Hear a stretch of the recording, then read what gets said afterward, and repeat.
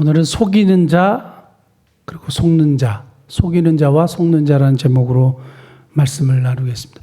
요즘에도 보이스피싱으로 이렇게 사기를 당하는 분들이 많이 계시대요. 그게 뉴스에도 가끔 나오지 않습니까? 여러분들은 혹시 사기를 당한 경험이나 속임을 당한 경험이 혹시 있으신지요? 저도 예전에 제가 소프라노 색소폰을 불거든요. 소프라노 색소폰을 부는데 저는 불지도 않으면서 항상 지금 제가 가지고 있는 것보다 조금 더 좋은 걸 가지고 싶은 욕심을 항상 품었던 것 같아요. 요즘 이제 그런 것들이 많이 없어졌지만 항상 지금 가지고 있는 것보다 더 좋은 것. 그게 사람 욕심이에요. 그러니까 어떻게 됐어요? 예전에 중고나라라는 웹사이트에 이렇게 들어가가지고 소프라노 색소폰 이렇게 찾아가지고 보니까 야마하 건데 저는 그런 좋은 브랜드를 가져본 적이 없거든요. 야마하인데 군대를 간다고 판다는 거예요. 저렴하게. 그럼 어떻게 했겠어요? 연락을 했겠죠. 자기가 군대를 가기 때문에 이거를 그냥 좋은 분에게 넘기고 싶다. 오케이. 그러면 얼마만 되겠느냐? 19만 원이면 된다. 말도 안 되는 가격이에요. 그때도. 근데 그거를 제가 완전히 속아가지고 송금을 했어요. 그다음부터 연락 두절이에요. 그다음부터 연락 두절이에요. 일단은 사람들이 보통 속을 때 어떤 일 때문에 속냐면 이렇게 욕심을 부릴 때 잘 속아 넘어가는 것 같아요. 근데 이런 속는 경험이 있는 것은 누군가는 속인다는 거잖아요. 누군가는 속인다는 거잖아요. 오늘 본문 말씀 보면 기브온 주민들이 이스라엘 백성들, 여호수아와 이스라엘 백성 지도자들을 속이는 일이 나옵니다. 근데 이 말씀이 가나안 정쟁을 일으킬 때 아이성에게 패배하고 큰 교훈을 받은 여호수아와 이스라엘 백성들이에요. 그런데 또 넘어져요. 또 넘어지는 문제인데 기브온 주민들의 거짓말에 이들이 넘어가죠. 근데 결국에는 나중에는 이 기브온 주민들을 이제 받아들이게 되고 하는 이제 그런 일들이 나오는데 그건 다음 주에 하는데 오늘 본문을 통해서 어떻게 속았는지 무엇으로 속였는지 이건 지금도 똑같습니다. 여러분 안 속으시려면 오늘 잘 들어보세요. 이 사람들의 속임수가 지금 이 시대에도 똑같이 이런 방법으로 사람들을 속여요. 그게 뭐냐 하면 세 가지인데요. 세 가지로 속였어요. 첫 번째는 4절 말씀입니다. 4절 말씀. 꾀를 내어 사신의 모양을 꾸미되 헤어진 전대와 헤어지고 찢어져서 기운 가죽 포도주를 부대를 나귀에 싣고 이렇게 되어 있습니다. 뭘 꾸몄어요? 사신의 모양을 꾸몄어요. 모습을 그렇게 했다 이거예요. 굉장히 상징적인 거죠. 외모를 그럴싸하게 했어요. 그러니까 처음으로 사람들을 속이는 모습이 뭐냐 하면 외모로 사람을 모양으로 사람을 속인다는 거예요. 종종 그 매스컴에서 이런 얘기 들어보셨습니까? 고스펙에 또 좋은 차를 타는 멋진 남성이 그리고 좋은 직장과 어마어마한 돈을 가진 남성이 이렇게 사귀자고 해서 많은 여인들이 그 남자하고 사귀었는데 알고 보니까 다 거짓인 거예요. 사기를 당한 거예요. 결국엔 사업 자금이 좀 필요한데 내가 금방 돌려줄게 해가지고 돈을 다 줬어요. 남자를 믿고. 근데 알고 봤더니 이 사람이 사기꾼이에요. 너무 많은 사람들에게 똑같이 사기를 쳤어요. 왜 넘어갔을까요? 모양에 넘어갔어요. 고스펙에 넘어가고 끝내주는 차에 넘어가고 사람들은 뭐라 그럽니까? 사람은 외모를 보거니와. 사람은 외모를 보거니와. 사람은 외모를 봐요. 그게 하나님이 그냥 하신 말씀, 내가 여호와는 중심을 보느니라 이렇게 말씀하셨지만 정확한 진리를 말씀하신 거예요. 사람은 외모를 봐. 근데 나는 중심을 보는 하나님이야. 자, 그런데 사람들이 이 모양에 넘어가는데 오늘 본문도 모양에 사람들이 넘어가게 된 겁니다. 자, 그 다음 두 번째는 뭐에 사람들이 넘어갔냐면 9절이에요. 9절 한번 볼까요? 그들이 여호수아에게 대답하되 종들은 당신의 하나님 여호와의 이름으로 말미암아 심히 먼 나라에서 왔사오니 이는 우리가 그의 소문과 그가 애굽에서 행하신 모든 일을 들으며 종교적 언어예요. 종교적 언어로 당신의 하나님 여호와 그러면서 굉장히 종교적인 언어를 많이 사용하잖아요. 굉장히 신실한 것처럼 얘기하고 이렇게 얘기합니다. 굉장히 하나님을 경외하고 참으로 신앙이 있는 것처럼 얘기를 하면서 이렇게 접근을 하죠. 지난번에 제가 주사를 맞고 이렇게 나오는데 아저씨하고 아주머니가 길거리에서 저기 선생님 이렇게 생기셨는데 저랑 잠깐만 얘기하자고 그러는 거예요. 그래서 제가 그런 말에 넘어가지는 않죠, 이제는. 그래서 지금 뭐 하시는 거냐고. 뭐 하시는 거니까 아닙니다. 그리고 이렇게 갔는데 굉장히 종교적인 말로, 굉장히 좋은 말로, 정말 그래서 하나님을 잘 믿는 사람들인 것 같고 신실한 것 같고 이런 모습에 속아요. 지금 교회 안에 그런 사람들이 많이 침투해 있어요. 이단들이 이렇게 많이 침투해서 뭘 하는지 아세요? 가장 전도를 잘해요. 가장 사랑을 많이 베풀어요. 그리고 외로운 분들을 많이 위로해줘요. 최고지 않습니까? 외로운 분들에게 자기를 위로해주는 분들은 같은 교회를 열심히 다녀도 서로 아는 척도 안 하는 사람들이 많은데 이단들이 들어와가지고 얼마나 잘 섬기는지 몰라요. 그리고 어떻게 해요? 그 영혼과 그의 모든 재산을 다 가져가요, 나중에. 그게 뭐예요? 이렇게 우리가 속는다고. 무슨 말에? 종교적인 언어에. 그리고 신실한 것 같은 말에 굉장히 속아 넘어갑니다. 고린도서 11장 14절 보면 이렇게 되어 있습니다. 그러므로 사단의 일꾼들도 자기를 의의 일꾼으로 가장하는 것이 또한 큰일이 아니라 저희의 결국은 그 행위대로 되리라. 사탄의 일꾼들도 의의 일꾼처럼 가장한대요. 그래서 굉장히 종교적으로 보여요. 말도 그렇고. 그래서 구별하는 것이 쉽지 않아요. 어떻게 우리가 속임에 넘어가지 않는지에 대해서는 마지막에 간단하게 말씀드리겠습니다. 첫 번째, 모양에 속고, 그러니까 스펙이나 눈으로 보는 거, 외모에 속고, 두 번째는 종교적인 언어, 신실함, 이런 걸로 속습니다. 마지막, 세 번째는 뭘로 속느냐 하면 11절 한번 볼까요? 11절. 그러므로 우리 장로들과 우리나라의 모든 주민이 우리에게 말하기를 너희는 여행할 양식을 손에 가지고 가서 그들을 만나서 그들에게 이르기를 우리는 뭐라고요? 당신들의 종들이니 이제 우리와 조약을 맺읍시다 하라 하였나이다. 자기들은 낮추고 상대를 높이죠. 세워주고 자기는 낮춰요. 세워주고 자기는 낮춰요.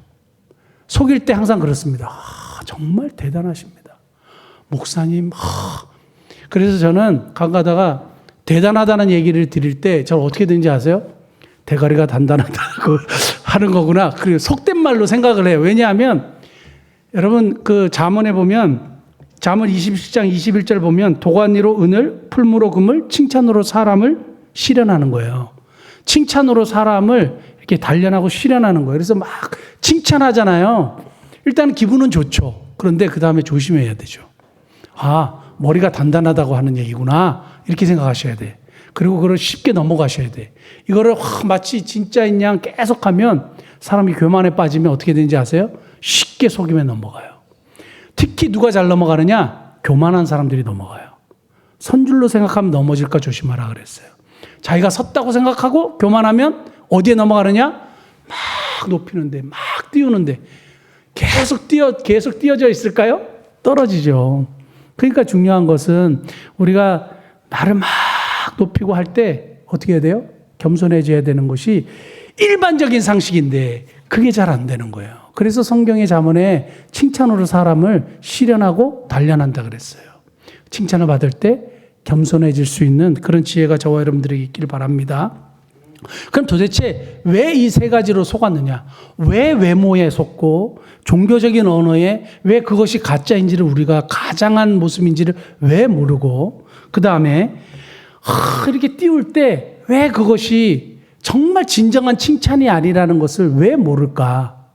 오늘 본문 말씀에 해답이 있습니다. 14절 보면 14절 같이 읽겠습니다.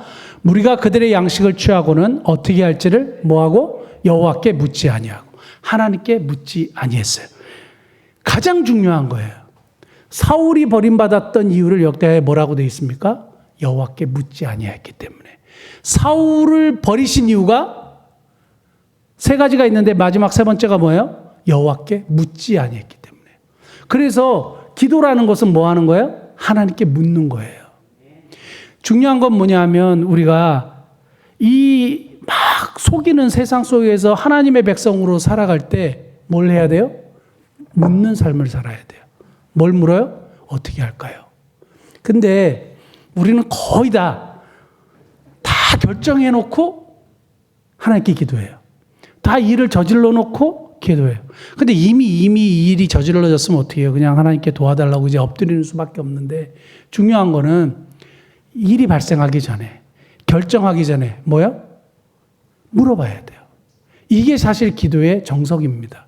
사랑하는 성도 여러분, 우리가 속이는 이 세상 속에서 살 때 정말 지혜롭게 사는 것은 항상 하나님께 먼저 묻는 거예요. 일을 시작하기 전에 하나님께 질문하세요.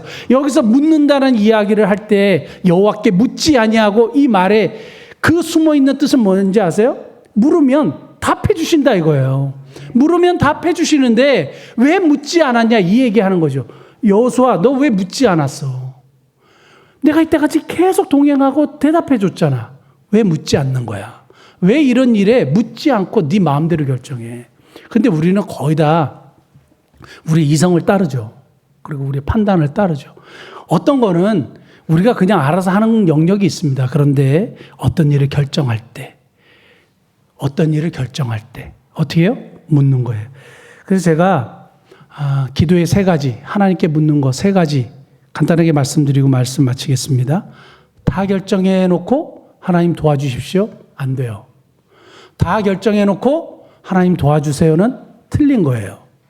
우리 예레미야에 보면 애굽으로 다 가기로 결정을 해놓고 예레미야에게 당신이 무슨 말을 쓰미를 하시든지 간에 우리는 따르겠습니다 해놓고 어떻게 했어요? 예레미야가 가지 마라.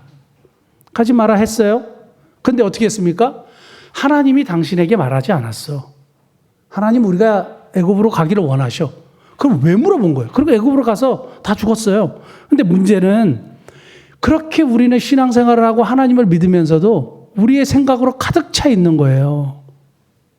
하나님께 물었으면 하나님께서 응답하시는 방법으로 결정하고 판단하는 것이 옳습니다. 그래서 다 결정해놓고 하나님께 도와주십시오 하면 안 되는데, 이미 우리의 삶 속에 결정해놓고 이미 저질러진 일들이 있잖아요. 이건 수습해야 될 거 아니에요. 그러면 하나님 그냥 무조건 잘못했다고 도와달라고 하는 수밖에 없습니다. 자, 그 다음에 여호와께 묻지 않고 이 문제가 발생했잖아요. 다 알아서 해주시겠지. 하나님이 다 알아서 해주시겠지. 비성경적이고 안 돼요. 잘못된 거예요. 자, 하나님은 머리털까지 다 세신 바 됐죠. 우리가 무릎 꿇기 전에 우리의 기도 제목과 우리의 문제를 다 아시는 분이죠. 그러면 기도 안 해도 되나요? 아니에요. 기도하라고 하셨어요. 내가 이렇게 하지만, 내가 너희들에게 이러한 것들을 약속하지만 너희들은 내게 기도할지라고 말씀하셨어요. 그러므로 우리의 기도는 하나님이 알아서 해주시겠지. 다 아시니까. 비성경적이에요. 하나님이 절대 알아서 해주지 않아요.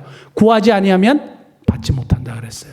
사랑하는 성도 여러분, 기도에 정말 중요한 것은 하나님이 다 알아서 해주시겠지. 절대 틀린 얘기입니다. 무릎 꿇기 전에 하나님 다 아시잖아요. 아니에요. 하나님 우리에게 기도하기를 원하시는 거예요. 결정해놓고 하나님 도와주십시오 안 되고, 다 알아서 해주시겠지 안 돼요. 그럼 어떻게 해야 돼요? 하나님 어떻게 할까요? 이거예요. 진짜 하나님 앞에 묻는 기도의 연습을 하셔야 됩니다. 오늘도 많은 일들이 있죠. 그리고 어떤 결정을 할 때가 있죠. 하나님 어떻게 할까요? 어떻게 하는 것이 바른 것일까요? 하나님이 갑자기 하늘의 음성을 통해서 들려주시진 않지만 뭘 통해서 말씀하세요? 성경 말씀으로. 그래서 기도로 묻고 말씀으로 듣는다. 멋진 말이죠. 제가 오늘 쓰면서 이거 과거에 누가 했나? 모르겠는데 하여튼 기도로 묻고 말씀으로 듣는다. 이거 그냥 진리예요. 기도로 묻고 뭘로 들어요? 말씀으로 듣는 거예요. 그래서 하나님의 응답을 듣고 그렇게 행동하시는 저와 여러분 되기를 원합니다. 제가 미국에서 이제 전도사 생활을 할 때에 중고등부 사역을 잘했어요. 그래서 이제 그 달라스에서 제가 가르쳤던 애가 한 번씩 예배 드리러 한국 방문할 때 오는 경우 있잖아요. 치과 의사 됐다는 친구. 그래서 와가지고 그 부모님도 한번 오시고, 그게 뭐냐 하면 그때 사역을 잘했거든요. 근데 이상하게 담임 목사님이 저를 불편해 하셨어요. 담임 목사님이 저를 되게 불편해 하셨어요. 왜 이렇게 불편해 하지? 그리고 약간 별로 안 좋아하셨어요. 그래가지고 나중에 목사님 왜 그러시냐고 그랬더니 아니, 그게 아니고, 이 강도사가, 그때 강도사였으니까, 이 강도사가 좀 나한테 좀 물어보고 하지. 아, 잘하는 건 좋은데, 좀 얘기 좀 하고 하지. 나하고 좀 상의 좀 하지. 결론은 그거였더라고요. 목사님이 다 알고, 목사님이 다 이해는 하지만, 내가 그래도 교회의 리더고, 책임자인데, 그런 일을 할 때, 수련회 같은 거 할 때, 나하고 좀 상의 좀 하지. 나한테 좀 물어보면 안 돼? 어디 덧나? 이거였어요. 아, 진짜 우리가 이런 작은 공동체를 할 때도 우리가 윗사람들에게, 책임자에게, 그것을 인도하는 리더에게 물어보고 상의하면 정말 관계가 행복해지고 좋은데 내가 그걸 몰랐구나. 나중에 알게 됐어요. 그러니까 우리가 하나님과의 관계, 신앙생활 할 때도 뭐예요? 하나님께 상의하는 거예요. 그리고 하나님께 물어보는 거예요. 그러할 때 우리와 하나님과의 관계가 더욱더 행복한 관계, 좋은 관계, 풍성한 관계, 교통이 잘 되는 관계가 될 줄 믿습니다. 오늘 속이는 자, 속는 자, 그래서 하나님께 물어봄으로 속임에서 좀 벗어나서 그리고 하나님과 좋은 관계를 형성하시는 저와 여러분 되시기를 축복합니다. 기도하시겠습니다.